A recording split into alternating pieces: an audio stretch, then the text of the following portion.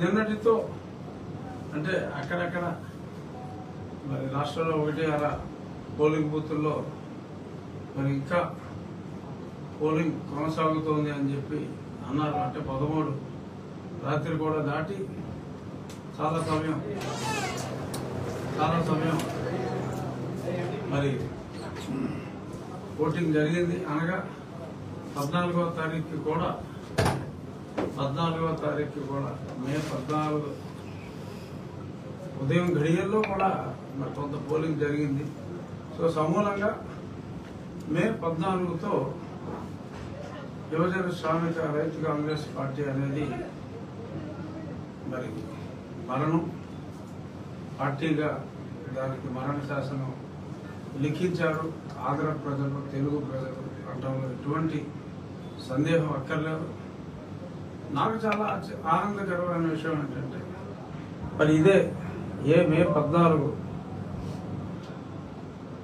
నేను నా పుట్టినరోజు, మరి అదే పుట్టినరోజున 13న ప్రారంభం అయినా కూడా ఈ అంతం నా పుట్టినరోజు నాడే యువజన శ్రామిక రైతు కాంగ్రెస్ పార్టీ అంతం అయినందుకు ఎంతో సంతోషిస్తూ, సో ఇక మరణం అయితే నేడు నా జననం రోజే వైఎస్ఆర్ కాంగ్రెస్ పార్టీ మరణం.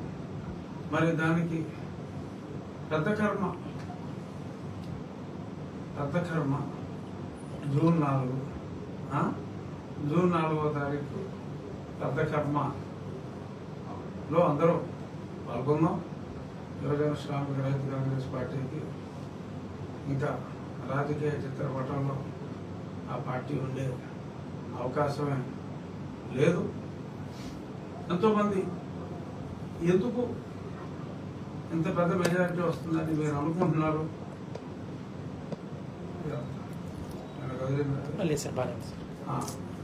ఎందుకు ఇంత పెద్ద మెజారిటీ మీరు వస్తుంది అనుకుంటున్నారు? ఇవాళ సాక్షి పేపర్లో 110 స్థానాలు ఎంత రాశారు? 112.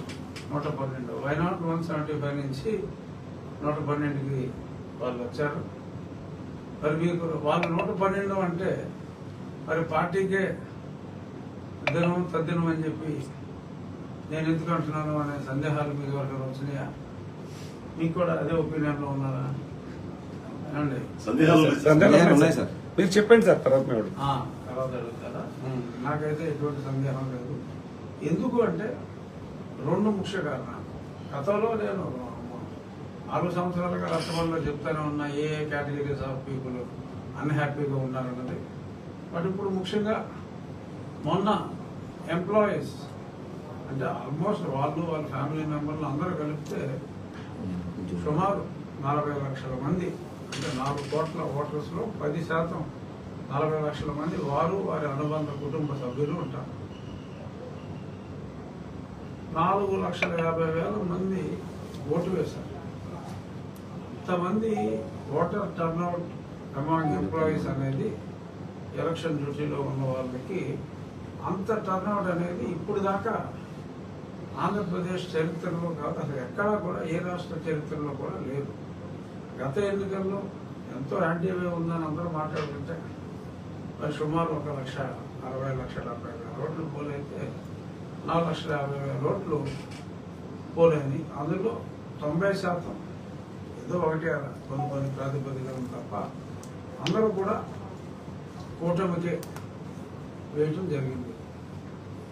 మరి దీన్ని బట్టి చూస్తే అది ఒక పార్శ్వం అనుకుంటే మరి ఎన్నడూ లేని విధంగా మా గోదావరి జిల్లాలో చూడాలి అంటే సంక్రాంతిని మించి, సంక్రాంతికే హైదరాబాద్ ఖాళీ అవుతుంది మామూలుగా, అంతకు మించి నిర్మానుష్యం అయిపోయింది హైదరాబాద్. అక్కడ ఎన్నికలు ఉన్నప్పటికీ కూడా నిర్మానుష్యం అయిపోయింది.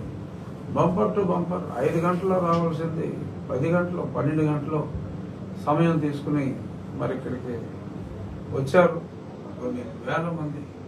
ఒక్క నా నియోజకవర్గంలోనే సుమారు 7,000 మంది పొరుగురు నుంచి ఇతర దేశాల నుంచి కూడా ఒక కసితో, ఒక రాక్షసుని వదిలించుకోవాలి అనే ఒక కసితో వచ్చారు. మొత్తం కర్ణాటక, అటు తమిళనాడు నుంచి రాయలసీమ ప్రాంతాలకి వచ్చిన వాళ్ళు కానీ, హైదరాబాద్ నుంచి మా కోస్తా ప్రాంతాలకి ఇటు వచ్చిన వాళ్ళు కానీ చూసుకుంటే సుమారు ఒక 20 లక్షల మంది కసిగా వచ్చి ఓట్లు వేశారు. అందులో ఒక 10-20 వేలు ఏదన్నా పొరపాటున వైఎస్ఆర్ కాంగ్రెస్ పార్టీకి పడితే పడి ఉండొచ్చు తప్ప మిగిలిన 19 లక్షల చిల్లర కూటమికి, అంటే ఎక్కువ స్థానాల్లో పోటీ చేసింది తెలుగుదేశం కాబట్టి ఎక్కువ ఓట్లు తెలుగుదేశానికి వచ్చాయి అంటంలో ఎటువంటి సందేహం లేదు.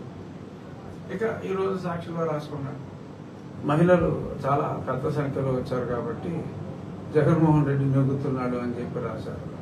మహిళలు పెద్ద సంఖ్యలో రావడానికి ముఖ్య కారణం జగన్మోహన్ రెడ్డి వారికి చేసిన దగ. ఏదైతే మరి లిక్కర్ మద్య నిషేధం అని చెప్పి మరి వారి పుస్తెలతో స్కీములు పెట్టారని చెప్పి సిగ్గు లేకుండా జీవుల్లో కూడా రాసుకుని ఈ మద్యం మీద రాబోయే ఆదాయంతో నేను అమ్మఒడి అనే కార్యక్రమం ఇంకొన్ని కార్యక్రమాలు చేస్తున్నాను అంటే వాళ్ళ భర్తల ప్రాణాన్ని పణంగా పెట్టి వాళ్ళకి ఏదో చేస్తున్నట్టుగా చేసి మరి ఆ మద్యం ద్వారానే అతను కొన్ని వేల కోట్లు సంపాదించుకున్నాడు అన్న ఈ పచ్చి నిజం మహిళలందరూ తెలుసుకున్నారు. ఒకటి ఇతని మీద నెగిటివిటీ, 2 చంద్రబాబు నాయుడు గారు మహిళలకి అద్భుతమైన వరాలు ప్రామిస్ చేశారు.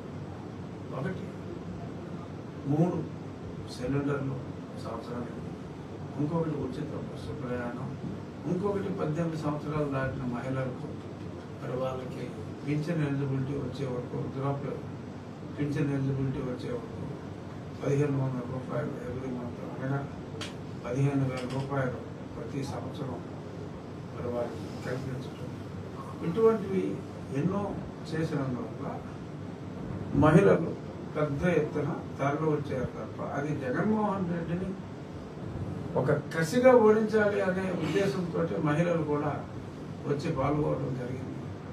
మధ్యాహ్నంకే చాలా చోట్ల hands up YSR Congress party booth ఏజెంట్లు కూడా ఇంకెందుకు వేస్ట్ అని చెప్పి వెళ్ళిపోయిన పరిస్థితి. అదే కాక మనం ఎప్పుడు కూడా చూడని విచిత్రమైన సంఘటనలు ఇక్కడ జరిగినాయి. ప్రజలు డైరెక్ట్ గా చాలా మంది నాయకులపై తిరుగుబాటు చేయటం ప్రారంభించారు. నేను ఎప్పుడో చెప్పా, ప్రజలు తిరుగుబాటు వస్తున్నారా బాబు, తిరుగుబాటు వస్తున్నారా బాబు. అంబటి రాంబాబు గారి మీద కానీ, వల్లభనేని వంశీ గారి మీద కానీ,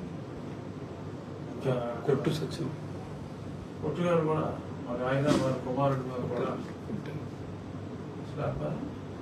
అది మరి కొట్టునే కొట్టడం అంటే మరి ఇది ప్రజల్లో తెనాలి అసలు సూపర్.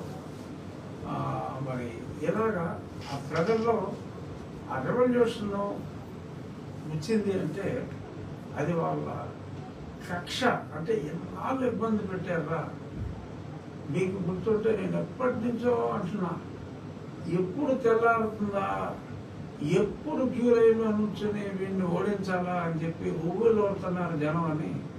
నేను ఆల్మోస్ట్ 1.5 year బ్యాక్ నేను ఒకసారి నా రచ్చబండలో చెప్తే చాలా మంది నాకు ఫోన్ చేసి, మీరు ఒకటి చెప్తున్నారు, ఇక్కడ ఒక రకంగా ఉంది, సర్వేలు చేస్తే మరి వాళ్ళు మనసులో మాట చెప్పట్లేదు, అందరూ జగన్మోహన్ రెడ్డి అంటున్నారంటే, అరే నాయన ఈ సర్వేలు ఒక విచిత్రమైన సర్వేలు, మీరు తెలుసుకోవాల్సింది కాగితం ఇచ్చి దీని గురించి చెప్పు, దాని గురించి చెప్పు అంటే ఈ పరిపాలన ఎలా ఉంది, మీకు స్కీములు అందుతున్నాయా అని ఇలా రొటీన్ చెత్తగా బచ్చడి చేస్తే ఏమో ఎందుకు వచ్చిందని చెప్పి వాళ్ళు ఎవరో కూడా మాట్లాడరు.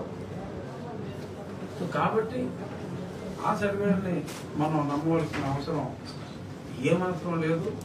ప్రజానాడి, ఎందుకంటే నాకు వస్తున్న phone calls various sector of people దగ్గర నుంచి, ఎందరో మహిళల దగ్గర నుంచి, ఎందరో సఫరర్స్ దగ్గర నుంచి వస్తున్నాయి.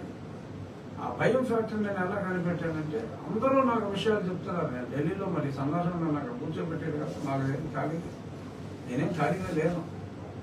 వీళ్ళందరూ మాట్లాడిన ప్రతి వాడు కూడా ఇన్ఫర్మేషన్ చెప్పి, అయ్యా రాజుగారు దయచేసి నా పేరు చెప్పొద్దు, కానీ విషయం మీరు చెప్పాలి, 10 మందికి తెలియాలి అని కొన్ని వేల మంది నాకు ఈ 3-4 సంవత్సరాలు చెప్తే నాకు ఆ ఫియర్ ఫ్యాక్టర్ అర్థమైంది. ఎంతమంది